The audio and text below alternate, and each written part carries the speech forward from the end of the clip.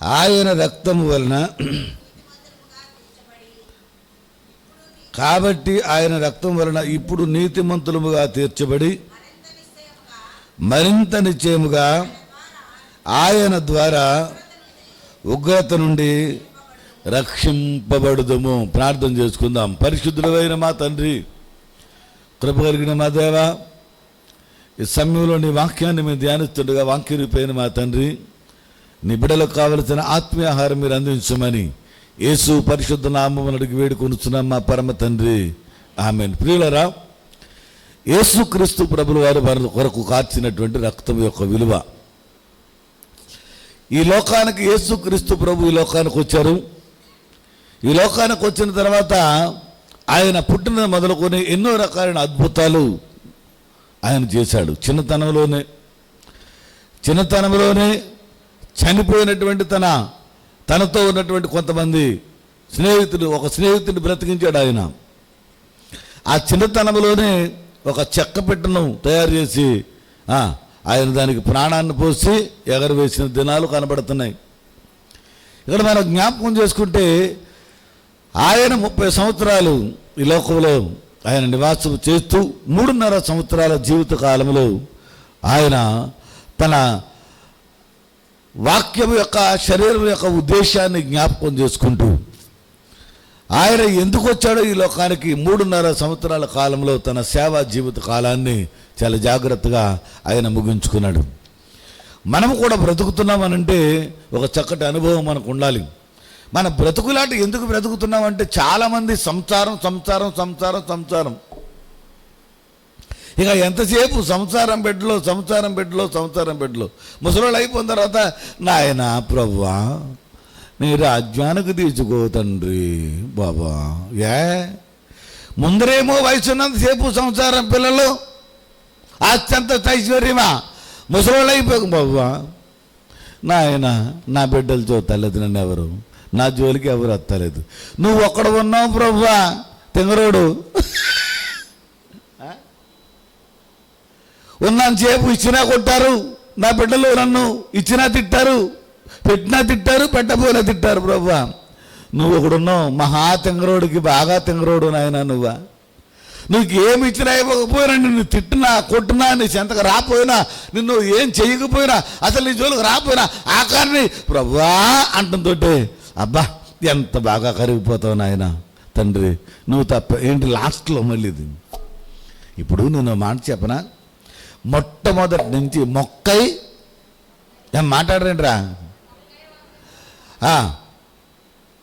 మొక్కై వంగనిది మ్రానై వంగున అంటాడు. నిజమే, వంగదు.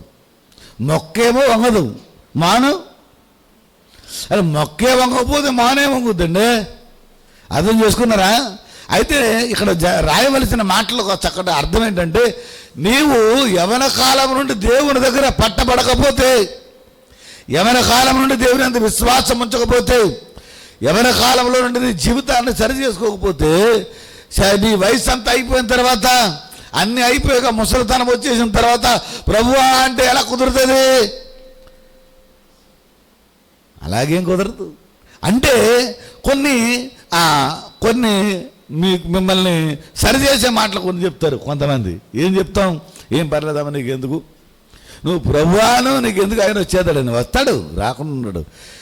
ప్రభువా అన్నంత మాత్రాన్ని వచ్చేస్తే నీ జీవితంలో విధానంలోనూ మార్పు లేకుండా నీ జీవితాన్ని సరి చేసుకోకపోతే ఆయన వచ్చినా నీకు లాభము లేదు కదా. అందుకని మోషే ఒకసారి మాట్లాడుతున్నాడు. మోషే ఏం మాట్లాడుతున్నాడు తెలుసా? ప్రభువా ఈ ప్రజలందరినీ ఐగుప్తు దేశము నుంచి నేను విడిపించాను కదా, ఆ విడిపించడానికి కారకుడు నువ్వే కదా ప్రభువా, నీ వలనే కదా ఇంత కార్యం చేశాను. ఈ ప్రజలందరికీ కూడా నీ రాజ్యంలో స్థానం లేకపోతే ఇంకా నేనెందుకు, నా పని అనవసరం. ఓ పని చేయి, నీ ప్రజలందరికీ నువ్వు రాజ్యాన్ని ఇవ్వాలంటున్నావు కాబట్టి నన్ను కూడా నీ పరలోక రాజ్యంలో చేర్చుకోవద్దు ప్రభు అన్నాడు. అప్పుడు దేవుడు ఏమన్నాడు తెలిసే వెంటనే, మోషే అసలు నువ్వు తెలిసి మాట్లాడుతున్నావు తెలక మాట్లాడుతున్నావే అనువా, ఏం మాట్లాడుతున్నావు నువ్వు? అసలు నువ్వు మాట్లాడే మాటకి ఏమైనా అర్థం ఉందా? ప్రజలను ఏం చెయ్యాలో, ఎలా చెయ్యాలో, ఎక్కడ పెట్టాలో, ఏం చేయాలో నాకు తెలుసు. హల్లెలూయా. నువ్వు కాదు నాకు చెప్పవలసిందే, నువ్వు కాదు నాకు చెప్పవలసింది, నాకు తెలిసేం చేయాలి, నీ పని నువ్వు చేసుకో అన్నాడు. దేవునికి స్తోత్రం కలుగును గాక. హల్లెలూయా. అందుకనే మన కాలంలో యవన దశను, కౌమార్య దశను, వృద్ధాప్యానికి వచ్చే ముందు 2 దశలు ఉన్నాయి. ఏంటండి? బాల్యము, యవనము, కౌమార్యం. 3 దశలు ఉన్నాయి. పోయిన 3 దశలు వృద్ధాప్యానికి వచ్చే ముందు. ఈ 3 దశల్లో చాలా జాగ్రత్తగా ఉండాలి. మన మాట, మన ఆలోచన, మన తలంపు, మన పద్ధతులు, మన క్రియలు, మన ఉద్దేశము, మన నడవడిక, మన చూపు, మన ప్రవర్తన, మన హృదయపు ఆలోచన అంత చాలా చాలా జాగ్రత్తగా ఉండాలి. చాలా సిన్సియారిటీగా ఉండాలి. మ్యాక్సిమం 100% ఉండాలి. ఒక కనీసం 70% అయినా నీలో ఆ మాత్రం ఉంటే ఆ 30% రక్తము కడుగుద్ది. దేవునికి స్తోత్రం కలుగును గాక. ఏమీ లేకుండా మన జీవితాల్లో మన ప్రభు దగ్గరకు రావడం వల్ల ఆయన రక్తం యొక్క విలువ మనకు తెలియదు. చూడండి ఏమి రాశాడు ఇక్కడ, చదువమ్మా.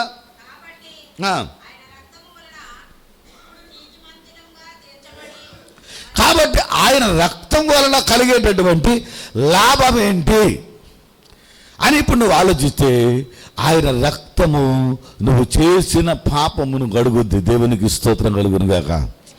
నువ్వు చేసిన అపరాధములను కడుగుద్ది, నిన్ను పరిశుద్ధులుగా మార్చుద్ది. పాపము లేకుండా, అపరాధము లేకుండా, అన్యాయము లేకుండా, అక్రమము చేసేవాడు కాకుండా, లేక అవిశ్వాసము కాకుండా, లేక మాంత్రికులము కాకుండా, జ్యోతిష్యులము కాకుండా, ఈ లోకంలో ఉన్నటువంటి భయంకరమైన శోధనలను వెంబడించే వారము అయినప్పుడు వాటన్నిటి నుంచి కడిగేది ఏంటి అని అంటే ఆయన రక్తమే.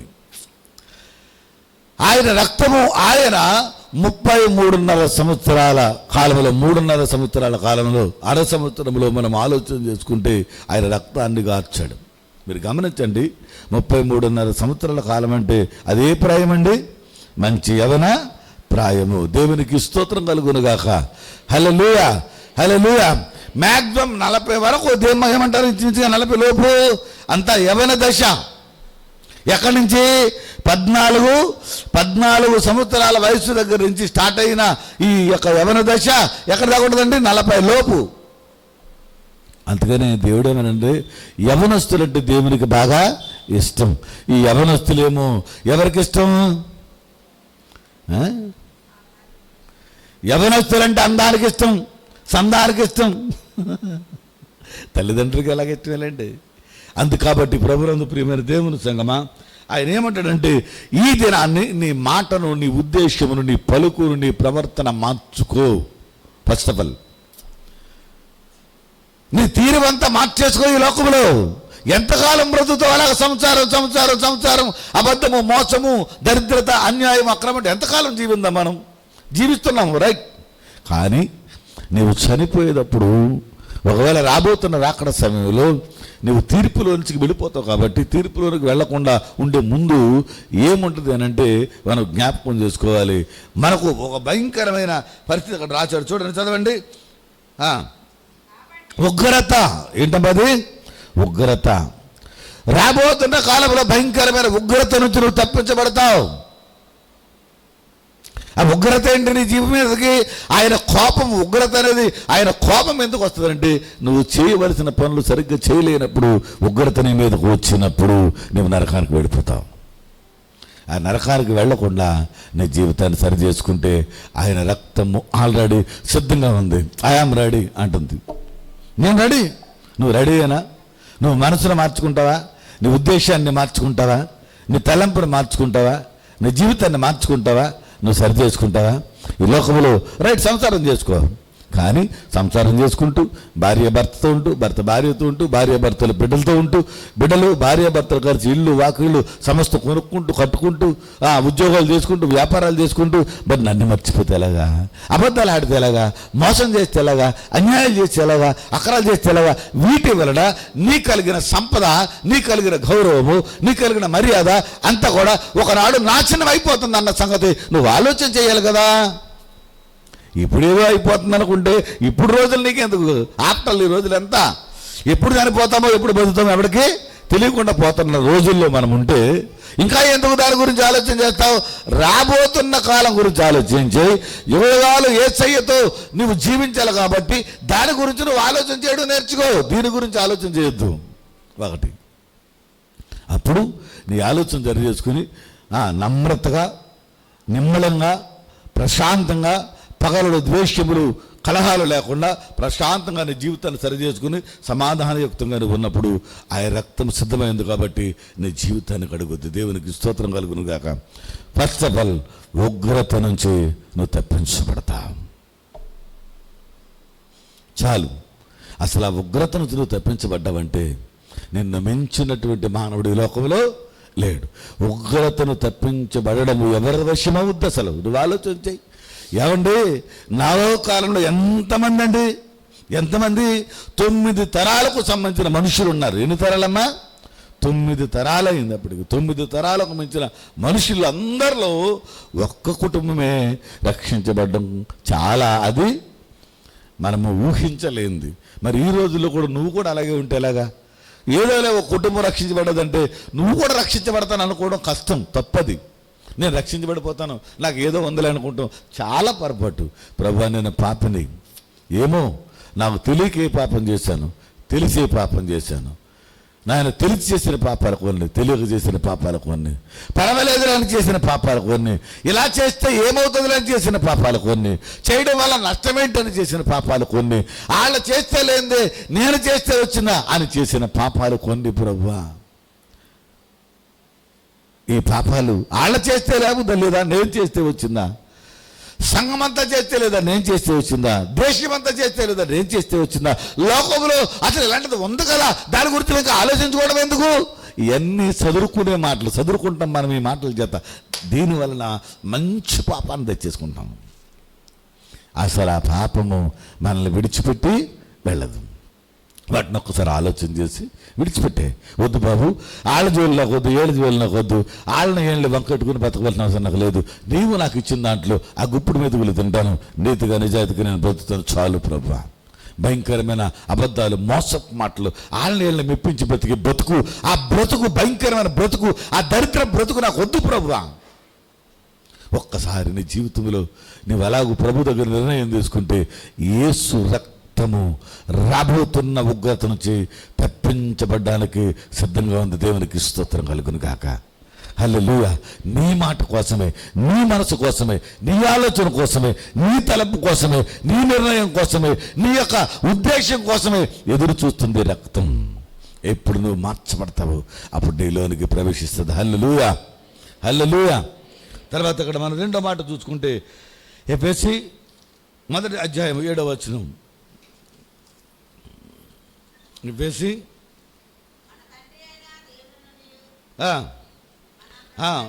ఎఫెసీలకు 1వ అధ్యాయము 7వ వచనం. దేవుని కృప మహదైశ్వర్యమును బట్టి ఆ ప్రియుని యందు ఆయన రక్తం వలన మనకు విమోచనము, అనగా మన అపరాధములకు క్షమాపణ మనకు కలిగిన దేవునికి స్తోత్రం కలుగును గాక. విమోచన. ఈ రక్తము రెండవ అంశం ఏంటంటే విమోచన. రక్తానికి విమోచన అంటే తెలుసండి ఏంటి? విమోచన అంటే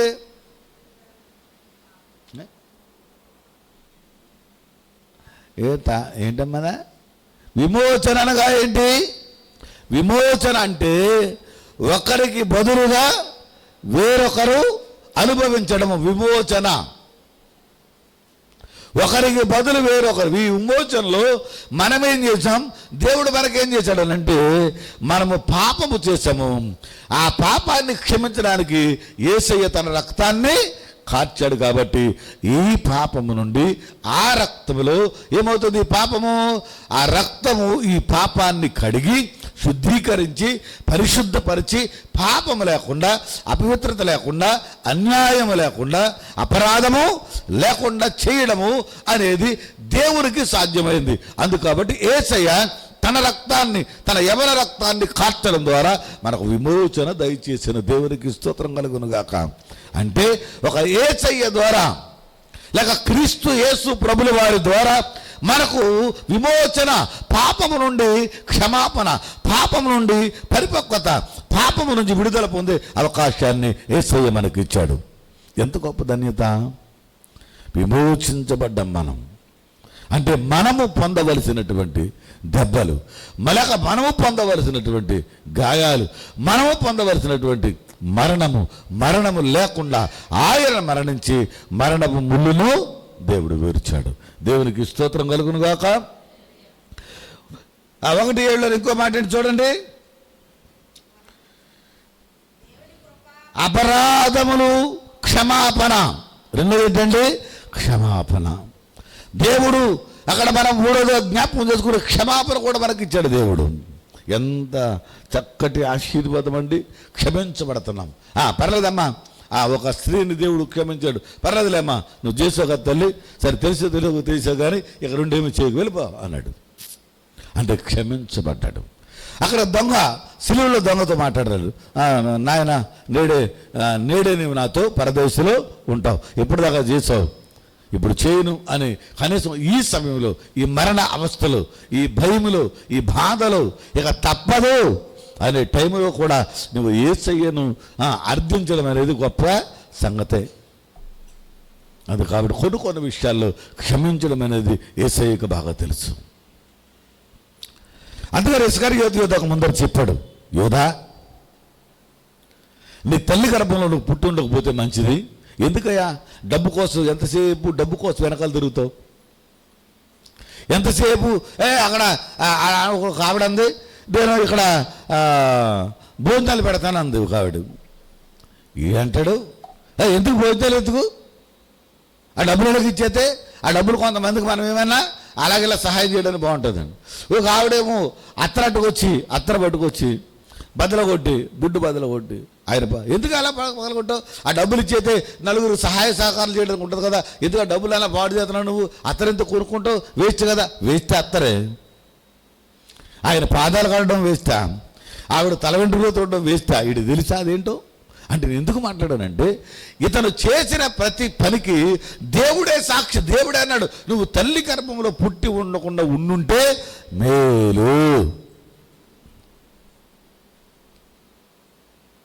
అందుకని అంత భయంకరమైన పరిస్థితికి మీరు వెళ్ళకండమ్మా, అంత భయంకరమైన మాటలకి, అంత భయంకరమైన ఆలోచనలకు మీరు వెళ్ళకండమ్మా. ఇదెందుకు, అదెందుకు, అలా చేయాలి, ఎలాగెందుకు చేయాలి?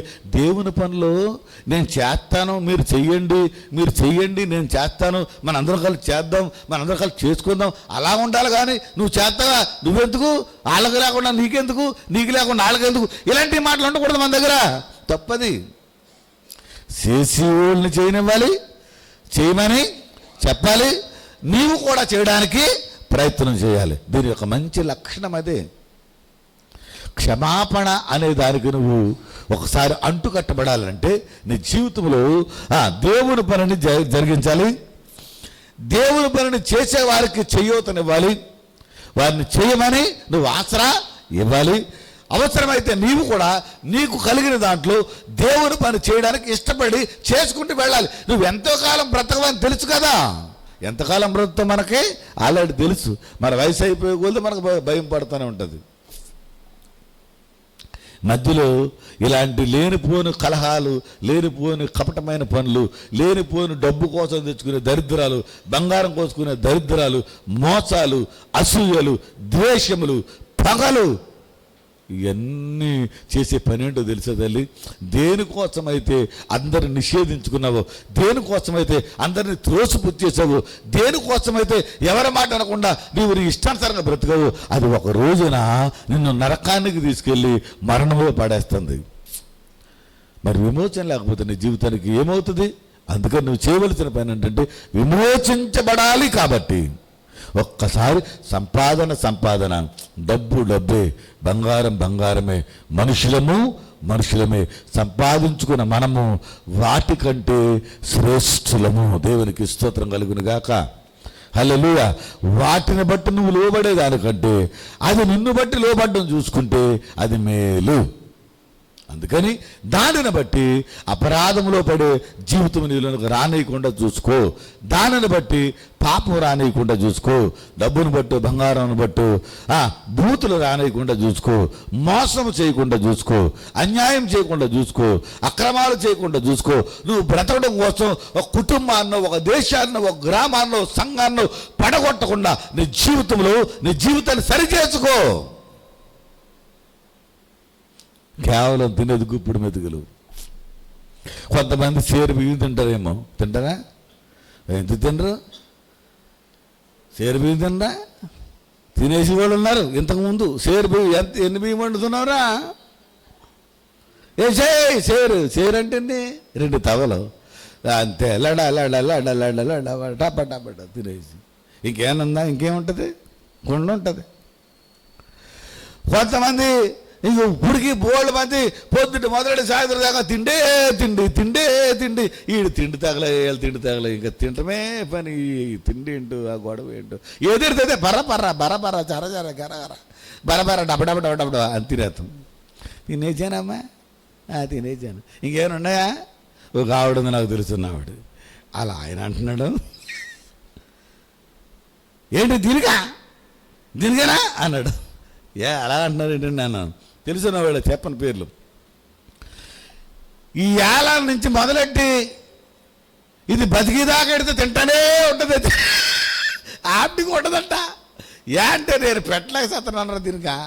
ఇప్పుడు అది తినకూడదంటే ఊరుకోదు, ఇది తినకూడదంటే తింటమే పనంట. ఏదైనా సరే అసలు నువ్వు ఏది తెచ్చినా నేను రెడీ తింటాకి.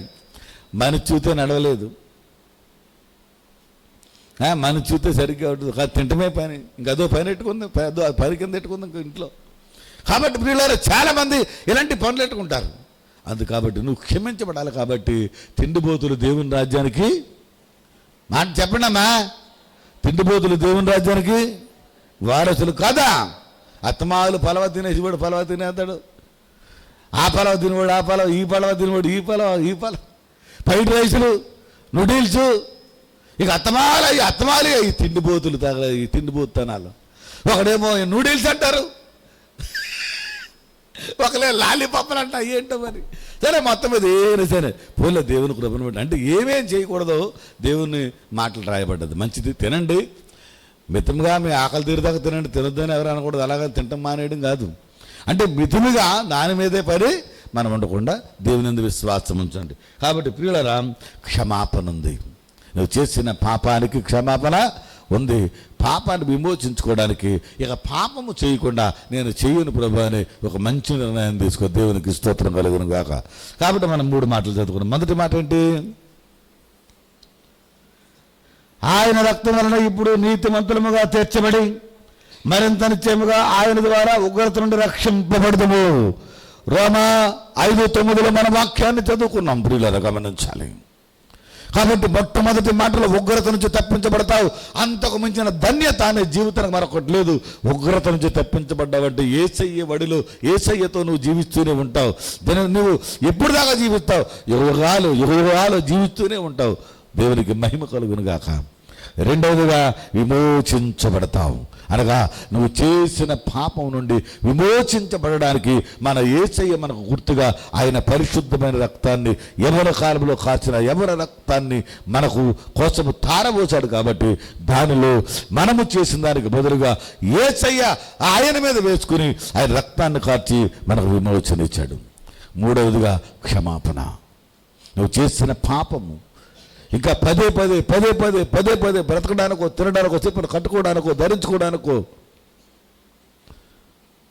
మాట్లాడుతున్న మాటల్లో మనకు తెలుసో తెలియకో చేస్తున్న ప్రతి అబద్ధాల్లో, మోసాల్లో చేసిన పాపాన్ని దాని నుంచి క్షమించడానికి దేవుడు సిద్ధంగా ఉన్నాడు.